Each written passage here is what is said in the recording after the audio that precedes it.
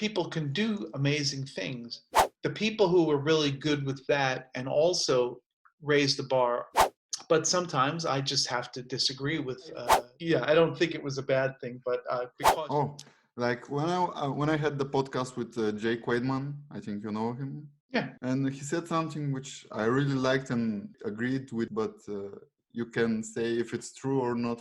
He said like that our days, the way like today that we live, and what is calligraphy, how popular and how many people have interests to calligraphy and how many people are involved trying to learn calligraphy is like the renaissance of calligraphy.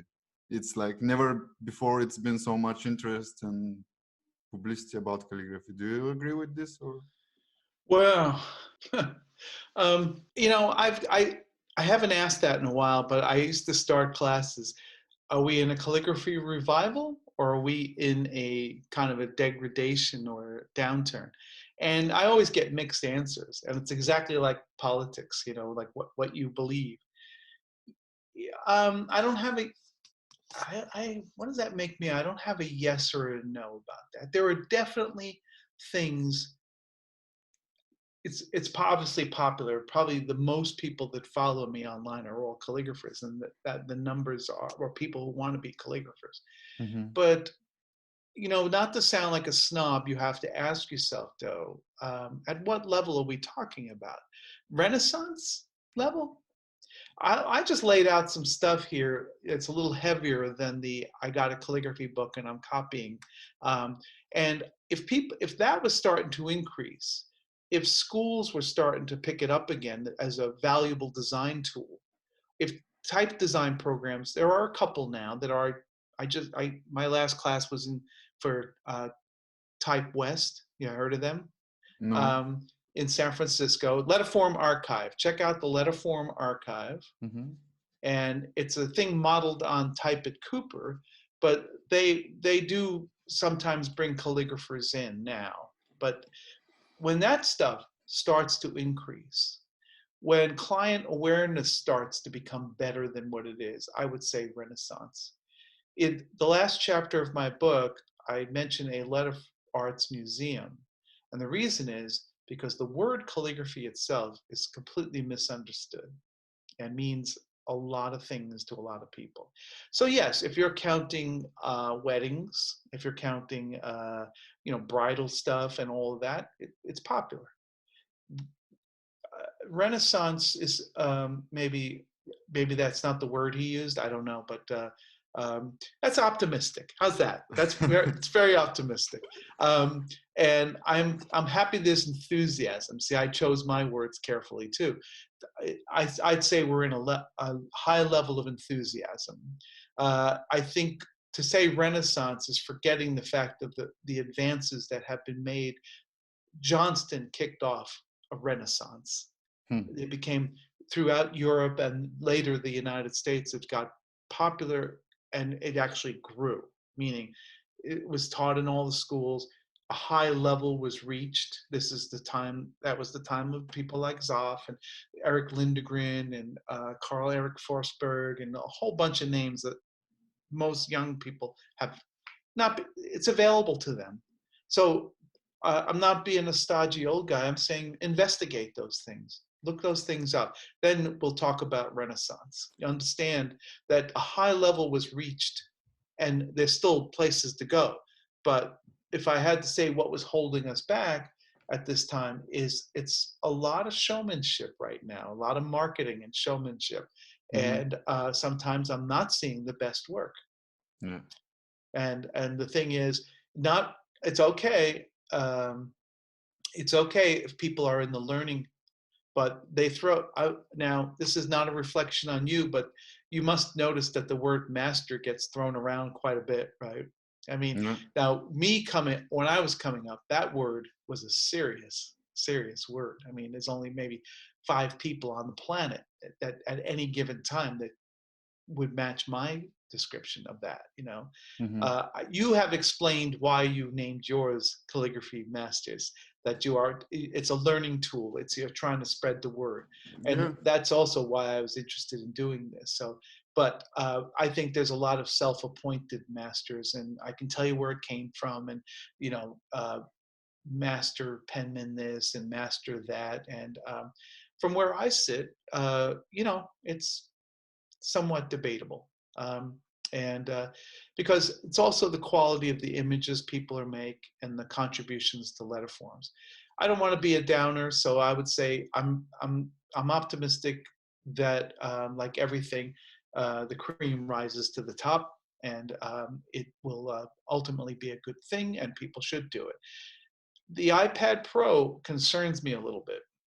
Mm. I see people can do amazing things, but we're putting the technology higher than human beings. I think when somebody does a beautiful copperplate script using a brush pen that somebody designed, that would have taken Doyle Young 2 hours to draw it in pencil and get it smooth, and they've got it in 2 minutes because you know the Mm. tool fixes the letters, and worse, fixes the smoothness but Yeah. not the quality of the form, and Mm. it's the bad spacing or the bad whatever.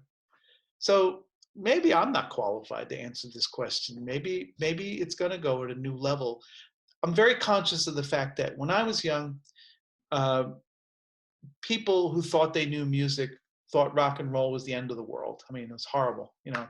Mm. And to me, they were comparing apples and giraffes. I mean, they just didn't understand what was going on there. What was the purpose of it? So I don't want to be in that category. So I take the artist viewpoint that it's my job to try to understand it, no matter what's going on. Um, and I'm still being asked to teach. That speaks well as far as I'm concerned. There's enthusiasm, um, but sometimes I just have to disagree with like with anything.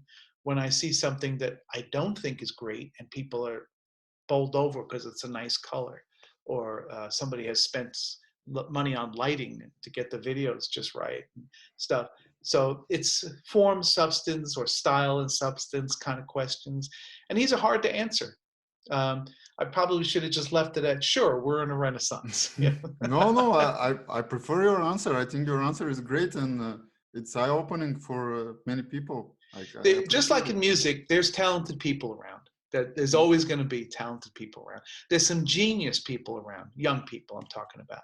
So they're out there, and I'm not running the Preservation Society, but I think the thing I'm focusing on is when I see people recycling work that's already been done by another master and giving no credit.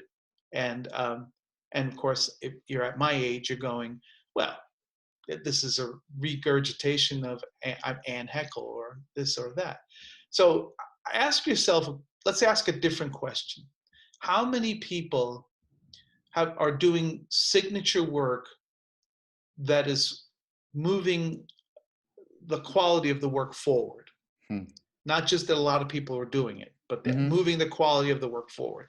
See, we can say that about, I've mentioned Zoff a lot because he helped raise the bar of what good was. Remember my original question, what Yes, is yes, good? yes. So how many people I see, there's a lot of bravura, you know, but the people who were really good with that and also raised the bar, they're smaller amount of them, a smaller quantity. From a generation ago, it would have been Zoff, Villutudes, William Dwiggins, um, and a bunch of other calligraphers. I mean, I just recently was at the San Francisco Public Library. We pulled out the work of somebody that is almost forgotten, a guy named Thomas Swindlehurst.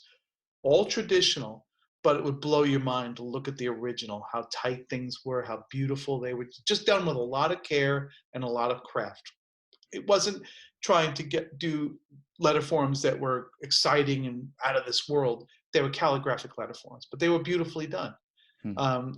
Villatuts was known for his more bravura type calligrapher, but he could do the traditional work too. So that's as I said at the beginning, a difficult question for me, but how many people are actually raising the bar? Uh, Um, I think you explained it very well, and I think you're one of those people, actually. Well, I do get notes to that effect. I think to myself, you know, it's kind of funny.